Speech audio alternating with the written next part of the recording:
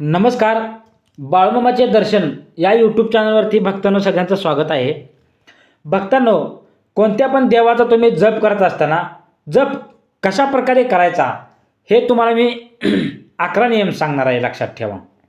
तर तुम्हाला फायदा होणार आहे. त्या नियमाचं तुम्ही पालन केलं तर तुम्हाला फायदा होणार आहे, ठीक आहे.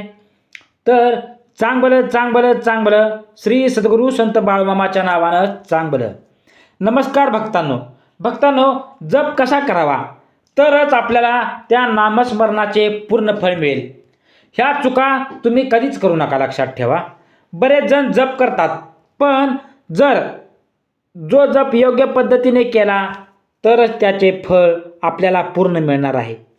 म्हणजे नामस्मरण करताना ते देखील विशिष्ट वेळी विशिष्ट ठिकाणी आपले मन स्वच्छ असताना केले तरच त्याचे फळ अतिशय चांगले मिळते असं म्हणतात.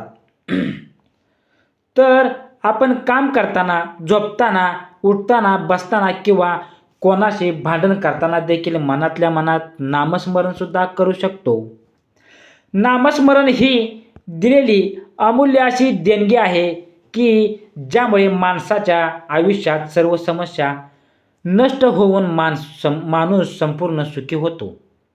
नामस्मरणामध्ये एवढी ताकद आहे की जगातील कोणतीही शक्ती नामस्मरणाला कधीच हरवू शकत नाही.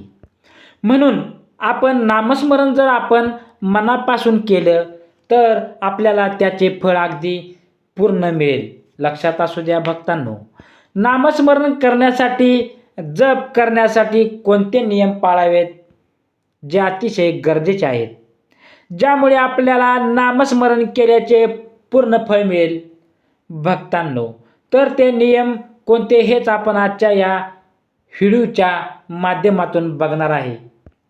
त्यामुळे तुम्ही व्हिडिओ पूर्ण बघा भक्तांनो, जेणेकरून तुम्हाला देखील या संपूर्ण माहितीचा अतिशय उपयोग होईल, फायदा होईल आणि तुम्हाला देखील त्या नामस्मरणाचे पूर्ण पुण्य देखील मिळेल. तुमची देखील जीवनातील, आयुष्यातील सर्व संकटे नष्ट होतील. तसेच माझी तुम्हाला विनंती आहे की कृपया वरती नवीन असाल, या चॅनलवरती नवीन असाल तर सबस्क्राईब करून बेल आयकॉनचं बटन दाबा आणि व्हिडिओला लाईक नक्की करा. कमेंटमध्ये श्री बाळूमामा प्रसन्न आणि तुमच्या इष्टदेवतेचे नाव नक्की द्या. तर पहिला नियम, जप माळेवर जप केल्यानंतर भक्तांनो कपाळाला जपमाळ लावून प्रथम डाव्या नेत्राला, नंतर उजव्या नेत्राला तिचा स्पर्श आवश्यक करा. डाव्या हाताने कधीच माळेला स्पर्श करू नका. जपमाळ ही नेहमी उजव्या हातातच पकडावी. नित्य जपाची माळ मनगटातच किंवा गळ्यामध्ये धारण करू नये. माळेवर जप करताना मण्यांचा आवाज करू नये. जपाची माळ नेहमी पवित्र ठिकाणीच ठेवावी. कुठून तरी आल्यावर किंवा मग अशुद्ध अवस्थेत, अस्वच्छ असताना, स्नान केलेले नसताना भक्तांनो चुकूनही जपमाळेला स्पर्श करू नका. जप करण्याची योग्य पद्धत शास्त्रानिहाय गोमुखी वापरून जप करावा. तसेच बोटांच्या सहाय्याने जप करावा. गोमुखीने केलेला जप उजव्या हाताने वस्त्र आवरण करून गुप्त रूपाने जप केल्याने अनिष्ट बाधांपासून मुक्ती मिळते. म्हणजेच भक्तांनो, जप करताना आपल्या हातावर आणि जपमाळावर काहीतरी कापड झाकून ठेवावे. त्यामुळे जो जप तुम्ही करत आहे तो अतिशय प्रभावी होतो असं शास्त्रामध्ये सांगण्यात आलेलं आहे. अंगठ्याच्या साहाय्याने जप केल्याने मोक्षप्राप्ती होते भक्तांनो. तर्जनीने जप केल्याने शत्रूचा नाश होतो. मध्यमेने जप केल्याने धनप्राप्ती होते. अनामिकेने जर आपण जप केला भक्तांनो तर शांती आपल्याला मिळते. करंगळीने जर जप करत राहिलो सुंदरता प्राप्त होते. जपाची सुरुवात मेरुमण्यापासून करावी, मात्र शेवट मेरुमणी ओलांडून पुढे जाऊ नये. जप पुढे चालू ठेवायचा असेल तर उलट क्रमाने पुन्हा मेरुमण्याकडे यावे भक्तांनो. जपाची शास्त्रीय पद्धत, मधल्या बोटाच्या मधल्या पेरावर मणी आणून त्यावर अंगठ्याने दाबा. मणी शरीराच्या दिशेने ओढणे, या प्रक्रियेमुळे विद्युत शक्तीची निर्मिती होते. अष्टांग माध्यमा योगात सर्वसिद्धी प्रसादने मंत्र महारण अंगठा व मध्यमेने जप केल्याने सर्व सिद्धी प्राप्त होतात असा याचा अर्थ होतो भक्तांनो. जप करताना डोक्यावर काहीतरी झाकण असावे. यामुळे आपल्याला जप केल्याचे पूर्णपणे आपल्याला फायदे मिळतात. अन्यथा तो जप आकाशात जातो असं म्हणतात भक्तांनो. जप पूर्ण झाल्यावर माळ जमिनीवर न ठेवता तामनात किंवा देवाच्या आसनाजवळ ठेवावी. तसेच खुंटीवर किंवा उघड्या जागेत सहज कुणाच्याही दृष्टीस पडेल असे न ठेवता लाकडाच्या, चांदीच्या किंवा हस्तिदंताच्या डबीमध्ये ठेवावी भक्तांनो. ही माळ पूर्वी कोणीतरी वापरलेली नसावी. स्वतःसाठी वेगळी नवीन माळ आणावी. जपमाळ कशी असावी? रुद्राक्ष मनोरथ पूर्ण करणारी पिवळे विद्युत. भक्तांनो, जपमाळ कशा असावी? रुद्राक्ष मनोरथ पूर्ण करणारी पिवळे विपुल संपत्तीप्रद स्फटिक सौभाग्य. जपमाळ कशी असावी? रुद्राक्ष मनोरथ पूर्ण करणारी पिवळे विपुल संपत्तीप्रद स्फटिक सौभाग्यप्रद असे असावे. प्रत्येक मणी तांब्याच्या तारेत अंतर सोडून गुंफलेले असावेत किंवा गाठ नसलेल्या धाग्यांमध्ये गुंफलेले असावेत. मणी फार बारीक अथवा मोठे नसावेत भक्तांनो. प्रत्येक मणी बोटाने सहज ओढता येईल असा असावा. सर्वसामान्य जपमाळेत 108 मणी असतात. मध्यभागी मोठा मणी मेरू मणी असतो. जपमाळेतील 108 मणी विद्युतशास्त्रात 108 या अंकाचा खुलासा मिळतो भक्तांनो. प्रतिदिन जपाच्या मंत्राची निश्चिती संख्या असते व जप करावा. जप करताना शक्यतो सकाळी ब्रह्ममुहूर्तावर जप करणे तो अतिशय फायदेशीर ठरतो. कारण ब्रह्ममुहूर्तावर जप करताना आपले मन अतिशय साफ असते, मन मोकळे असते, पवित्र असते आणि दैविक शक्ती देखील जागृत असतात त्यावेळी. त्यामुळे ब्रह्ममुहूर्तावर केलेला जप अतिशय शुभ आणि फलदायी होतो. जपमाळ ही सदैव स्वच्छ ठेवावी. तिची व्यवस्थित काळजी घ्यावी. कारण आपण प्रभावशाली मंत्राचा जप त्या जपमाळेवर करत असतो. म्हणून त्याचे फळ आपल्याला मिळवण्यासाठी जपमाळेची देखील व्यवस्थित काळजी घ्यायची असते. स्वच्छ ठेवणे व्यवस्थित तितकाच गरजेचा असते. जप करण्याकरता गोमुखीचा उपयोग करावा. जपमाळ लोकांना दिसू नये असं म्हटलं जातं की म्हणून जपमाळ आपल्याला घरामध्ये अशा ठिकाणी ठेवावी जिथे ती कोणालाही दिसणार नाही. मग तुम्ही एखाद्या बॉक्समध्ये किंवा मग एखाद्या पेपरमध्ये गुंडाळून जी कोणाला दिसते असा दिसणार नाही, कोणाच्या नजरेत पडणार नाही असे तुम्ही ठेवा भक्तांनो. माळेकडे अवधान न जाता त्या माळेतील मणी सहज सरकवता येतील असे असावेत. माळेतील मणी खेळत्या असावेत. म्हणजेच जप करताना आपल्याला सहजरित्या सहज ते खाली सरकता येतील असे असावेत मणी. माळ जी असते आपली ती तुटलेली फुटलेली नसावी भक्तांनो, याची काळजी घ्या. मधल्या बोटाच्या पेरावर माळ ठेवून अंगठ्याच्या टोकाने मणी सरकवायत. या सवयीमुळे ते अंगवळणी पडते. जर तुम्ही रोज जप करत असाल तर या गोष्टीची तुम्हाला सवय लागून जाते. मग आपोआप आपल्या मधल्या बोटाने मणी सरकवला जातो. माळेमध्ये 108 मणी असले तरी ती संख्या 100च धरावी. 13 मण्यापासून जपाला प्रारंभ करावा. मेरू मणे उलंघू नये. माळेचा तो 109 मणी असतो. जप झाल्यावर माळ पोतीत अथवा पांढऱ्या कपडाच्या पिशवीत ठेवावी. पिशवी लहान व स्वच्छ असावी. ती माळ कोणाला दिसता कामा नये अशीच ठेवली पाहिजे. माळेमध्ये सामावलेली मंत्रशक्ती तसेच सामावून राहते. ती इतरांच्या नजरेस पडता कामा नये. म्हणून माळ कोणाला दिसणार नाही याची काटेकोरपणे काळजी घ्या. जर तुम्ही बाथरूमला गेलेला असाल आणि बाथरूममध्ये आंघोळ करत असाल तर देवी माता लक्ष्मीचा कधीही जप करू नये. देवी लक्ष्मी अशा माणसावर कोपते, कारण बाथरूममध्ये राहूनच वास असतो. राहूचा वास असतो भक्तांनो. राहूचा वास असल्यामुळे बाथरूममध्ये किंवा शौचालयामध्ये माता लक्ष्मीचं नाव किंवा जप कधीच करायचं नाही, ही लक्षात घ्या. आपली जपमाळ लहान मुलाच्या हाती लागणार नाही अशी ठेवा. लहान मुलं ती खेळण्यासाठी घेतील असे काही चुकून सुद्धा तुम्ही करू नका. जपमाळेचे पवित्र सात्विकता टिकवून ठेवा, म्हणजेच त्याच्यावर आपण केलेला जप हा फलद्रूप होतो. जप केल्याने आपल्याला जे समाधान मिळते, त्या माळेमध्ये जी सात्विकता असते ती टिकून राहिली पाहिजे.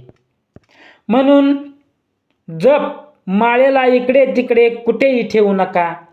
ती देवाच्या शेजारीच ठेवा किंवा मग देवाच्या आसनाच्या खाली, म्हणजे तुमच्या देवघराला जर ड्रॉवर असेल तर त्या ड्रॉवरमध्ये देखील तुम्ही ठेवू शकता, कपडामध्ये गुंडाळून ठेवू शकता. परंतु उगीच इकडे तिकडे भिंतीला अडकवणे चुकीचे आहे भक्तांनो. जमिनीवर तर मुळीच ठेवायचे नाही. धर्मशास्त्रानुसार जप करण्यासाठी जी माळ उपयोगात आणली जाते त्यामध्ये 108 मणी असतात. माळेमध्ये 108 मणी असतात, यामध्ये देखील धार्मिक आणि वैज्ञानिक कारण आहे. रुद्राक्ष माळ, तुळशीची माळ स्फटिक किंवा मोत्याने बनलेली असते. या माळांमध्ये चमत्कारिक प्रभाव असतो. या माळेने एखाद्या मंत्राचा जप केल्यास कोणतेही कठीण कार्य सिद्धीस जाते भक्तांनो. तुळशीची माळ ही माळ विशेषतः भगवान विष्णूच्या मंत्राचा जप करण्यासाठी वापरली जाते. म्हणून याशिवाय भगवान श्री रामकृष्ण हरी यांच्या मंत्राचा जप करण्यासाठी देखील तुळशीची माळ आपल्याला वापरावी लागेल. भगवान विष्णू, भगवान श्रीकृष्ण, भगवान राम हे सगळे विष्णूचे अवतार आहेत. म्हणून विष्णूचा जप करण्यासाठी तुम्ही तुळशीची माळ वापरू शकता. स्फटिकाची माळ माता दुर्गेच्या सर्व रूपांच्या मंत्राच्या जपासाठी वापरली जाते. याशिवाय तुम्ही धनाची देवी माता लक्ष्मी आणि विद्येची देवी माता सरस्वती यांच्या मंत्र उच्चारासाठी देखील स्फटिकाची माळ तुम्ही वापरू शकता. रुद्राक्षाच्या माळेने भगवान शिवाचा जप केला जातो आणि रुद्राक्षाच्या माळेवर भगवान शिवाचा जप करणे देखील खूप शुभ मानले जाते भक्तांनो. रुद्राक्ष हे भगवान शंकराचे रूप आहे. या माळेने महामृत्युंजय आणि लघुमृत्युंजय मंत्राचा जप करावा. रुद्राक्ष जपमाळेत 108 मणी असतात, तर या 108 मण्यांचे धार्मिक महत्त्व खूप आहे. म्हणून कमळगाठेची माळ ही माळ माता लक्ष्मी आणि माता दुर्गा यांच्या मंत्रासाठी वापरली जाते. कमळगट्टा जपमाळेत देखील 108 मणी असतात. देवाच्या नामस्मरणासाठी मंत्र जप हा सर्वश्रेष्ठ उपाय आहे. म्हणून पुरातन काळापासून तपस्वी, श्री ऋषीमुनी, संत हा उपाय मानतात. जपासाठी माळीची आवश्यकता असते, याशिवाय मंत्र जपाचे फळ प्राप्त होत नाही.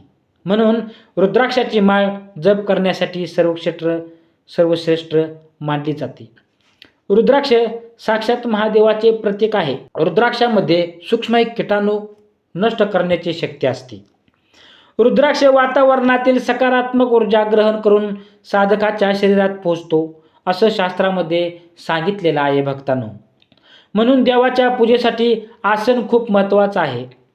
त्यानंतर दानपुण्य आवश्यक आहे. याच प्रकारे माळेशिवाय संख्याहीन केल्या गेलेल्या जपाचे पूर्ण फळ प्राप्त होत नाही. यामुळे जप करताना माळ असणे देखील आवश्यक आहे. जप निश्चित केलेल्या संख्येच्या आधारावर केला तर योग्य राहतो भक्तांनो. यासाठी माळेचा उपयोग केला जातो. म्हणून जप करताना माळ आवश्यक असावी.